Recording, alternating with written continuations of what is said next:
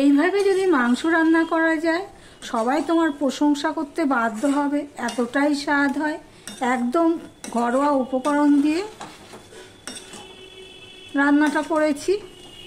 তাহলে ভিডিওটি স্কিপ না করে পুরোটা দেখার অনুরোধ রইল। বন্ধুরা, আপনারা দেখছেন কুকিং হাউস অফ অনিমা। এখানে দেখতেই পাচ্ছ খাসির মাংস নিয়ে নিয়েছি। এখানে 500 গ্রামের মতো মাটন রয়েছে। এই মাটনটা তো সবাই সবার মতনই করো, কিন্তু আমি যেভাবে করছি একবার করে দেখতে পারো। ঘরোয়া কোনো অনুষ্ঠানে সবাই খেয়ে প্রশংসা করতে বাধ্য হবে। আমি এইভাবে করি আমাদের বাড়িতে, আমার হাতের মাংস যারা খায় তারা সবাই প্রশংসা করে। প্লিজ দেখতে থাকো, স্কিপ করো না। এখানে আমি দিয়ে দিচ্ছি দই, 50 গ্রামের একটু বেশি হবে। টক দই আমি ফ্যাটিয়ে রেখেছিলাম, সেটা আমি দিয়ে দিলাম। অল্প করে আমি সর্ষের তেল দেব, বেশি না, আমি এই 2 চামচের মতন সর্ষের তেল আমি দিয়ে দিলাম। এবার আমি মশলা অ্যাড করব। সবার প্রথমে আমি 1 চামচ হলুদের গুঁড়ো দিয়ে দিলাম। যেহেতু লাল লাল ঝোল হবে সেই জন্য আমি উঁচু 1 চামচ লঙ্কার গুঁড়ো দিয়ে দিলাম উঁচু 1 চামচ ধনের গুঁড়ো দিয়ে জিরের গুঁড়ো দিয়ে দিলাম। এখানে দেখো আমি কি নিয়ে নিয়েছি। এখানে নিয়ে নিয়েছি রসুন, বড় সাইজের 2টো রসুন নিয়েছি, নুন নিয়েছি, আদা পেস্ট নিয়েছি 1.5 চামচের মতো, আর পেঁয়াজ নিয়ে নিয়েছি। এগুলো সব আমি একসাথে দিয়ে দেব। আমি পেঁয়াজ একটু রেখে দেব পরে ব্যবহারের জন্য। সম্পূর্ণটা আমি ভালো করে প্রেসার দিয়ে মাখিয়ে নেব। ভিডিওর শুরুতেই একটা লাইক দিয়ে কন্টিনিউ করো। আর আমি যেইভাবে মাংসটা রান্না করছি বন্ধুরা, সেইভাবে একবার ট্রাই করে দেখতে পারো, খুবই ভালো হয়। সবাই প্রশংসা করতে বাধ্য হবে, এতটাই স্বাদ হয়। এবার আমি প্রেসার দিয়ে মাংসটাকে আমি মাখিয়ে নিচ্ছি। মাখিয়ে নিয়ে মোটামুটি 1 ঘন্টা রাখলে তো পারো ভালো, কিন্তু যদি 1 ঘন্টা নাও রাখতে পারো মিনিমাম 30 মিনিট এটা রেখে দেবে। প্রায় 45 মিনিট পর তোমাদের সামনে আসলাম। অফ ক্যামেরাতে আমি আলুগুলো দেখো এইভাবে লাল লাল করে ভেজে নিয়েছি, দিয়ে আমি তেলটা ঝরাতে দিয়েছিলাম। এবার আমি এটা তুলে নিলাম। এবারে এর মধ্যে দিয়ে দিচ্ছি একটা শুকনো লঙ্কাকে ফোড়নে,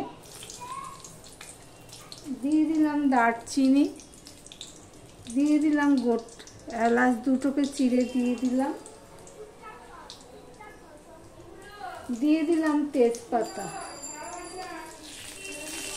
তেজপাতাটা দিয়ে আমি একটুখানি ফোড়নটা হতে দেবো। এই পর্যন্ত যারা ভিডিওটি দেখছো লাইক দিতে ভুলে গেছো, চট করে একটা লাইক দিয়ে কন্টিনিউ করো। দেখো বন্ধুরা, ফোড়নটা হয়ে গেছে। এবার দিয়ে দিচ্ছি আমি পেঁয়াজ টুকু। এইভাবে যদি ফোড়ন দিয়ে মাংস রান্না করা যায় তাহলে খুবই ভালো লাগে খেতে। পেঁয়াজটা আমি অল্প করে রেখে দিয়েছিলাম, এই পরে ব্যবহার করবো বলেছিলাম, এই কারণে পেঁয়াজটাকেও আমি একটুখানি লাল লাল করে ভেজে নেব। দেখো পেঁয়াজটা লাল লাল করে ভাজা। তোমাদের একটা কথা বলছি বন্ধুরা, এই যে পেঁয়াজ, গরম মশলা, শুকনো লঙ্কা, এই যে ফোড়নটা দেওয়া হয়, এতে করে মাংসের স্বাদটা বেড়ে দ্বিগুণ হয়। এতটাই স্বাদ হয় বলছি না, সবাই প্রশংসা করতে বাধ্য হবে। এবার যে আমি মেখে রাখা মাংসটা আমি দিয়ে দিলাম। আর মাংসটা তুমি দেখতেই পাচ্ছ কড়াইতে আমি দিয়েছি, কড়াইতে কষাবো এবং কড়াইতেই আমি রান্না করব। দেখতে থাকো বন্ধুরা তাহলে কিভাবে আমি করছি। এরপরে আরও একটা জিনিস দেওয়ার বাকি আছে বন্ধুরা, স্কিপ করো না। এবার সম্পূর্ণ ফোড়নটার সাথে কিন্তু আমি মাংসটাকে আমি মিশিয়ে নিচ্ছি।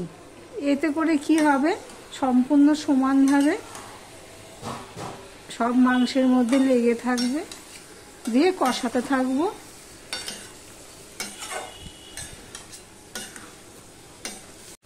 এবার আমি ঢাকা দিয়ে মাংসটাকে কষিয়ে নেব। দেখো বন্ধুরা, আমি প্রায় 10 মিনিট পর তোমাদের সামনে আসলাম। মাঝে এসে আমি 2বার মাংসটাকে উপর নিচ করে দিয়েছি, দেখতেই পাচ্ছ। 10 মিনিটে আমার এতখানি হয়েছে। এটা আমি ঢাকা দিয়েই কষিয়ে নেব, তোমাদেরকে মাঝে দেখানোর জন্যই আমি আবার এটা ভিডিওটা করলাম। তাহলে আবারও আমি ঢাকা দিয়ে দিচ্ছি।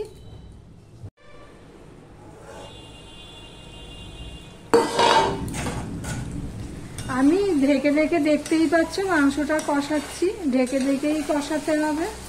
আর এখানে আমি এক টুকরো পেঁপেকে 3 টুকরো করে আমি দিয়ে দিলাম। পেঁপেটা তখন আলুর সাথে আমি ভাজিনি, এখন আমি দিয়ে দিলাম। এবার এর সাথে কষানো হয়ে যাবে। মাংসটা তো দেখতেই পাচ্ছ অর্ধেকটা কষানো হয়ে গেছে। তারপরে কিন্তু আমি পেঁপেটা দিলাম, দিয়ে পেঁপেটা দিয়েও আমি ঢাকা দিয়ে কষিয়ে নেব। পেঁপেটা যদি গলেও যায় তাতেও কোনো অসুবিধা নেই। এখন মাংসটা আমার কষানো হয়ে গেছে। আমি এবার ছিঁড়ে দেখেছি মাংসটা সিদ্ধও হয়ে গেছে, কষাতেই সিদ্ধ হয়ে গেছে, দেখতেই পাচ্ছ। এবার আমি এখানে দিয়ে দিচ্ছি গরম জল। এখানে একদম কষমসে গরম জল করে রেখেছি, সেটা আমি দিয়ে দিচ্ছি। যেহেতু এটা ঝোল করব সেই জন্য আমি এটা পুরোটাই দিয়ে দিচ্ছি।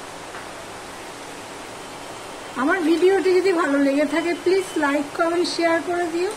আর যারা নতুন বন্ধু ভিডিওটি দেখছো তাদেরকে বলবো সাবস্ক্রাইব করে পাশে থাকার জন্য।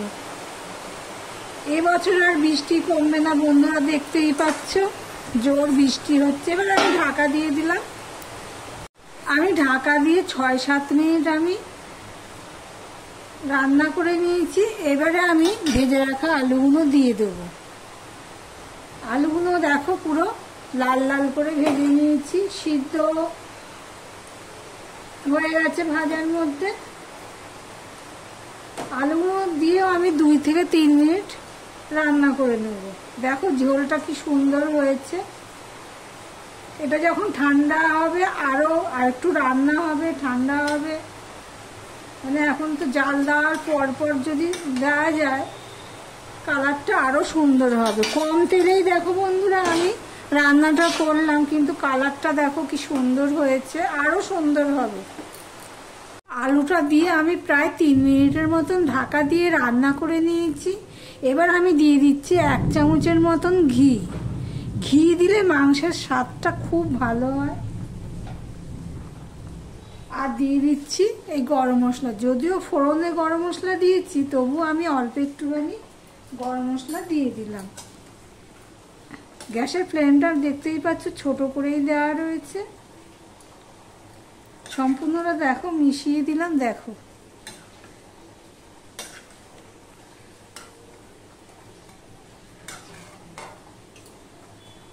এবার আমি ঢাকা দিয়ে দিলাম। একটুখানি আমি 30 সেকেন্ডের মতন ফুটিয়ে নিয়ে অফ করে দেব। আমি স্ট্যান্ডিং টাইমে রেখে দিয়েছিলাম ঘি গরম মশলা দিয়ে। এবার তোমাদের লাস্ট ফিনিশিং দেখাচ্ছি বন্ধুরা, দেখো কতটা সুন্দর হয়েছে। একেবারে মাটনের লাল লাল ঝোল। রেসিপিটি তোমাদের কাছে কেমন লাগলো কমেন্ট করে জানাতে ভুলবে না বন্ধুরা। তাহলে ভিডিওটি আজকের মতন এখানেই শেষ করলাম। আবার অন্য কোনো রেসিপি নিয়ে চলে আসবো বন্ধুরা, সঙ্গে থেকো।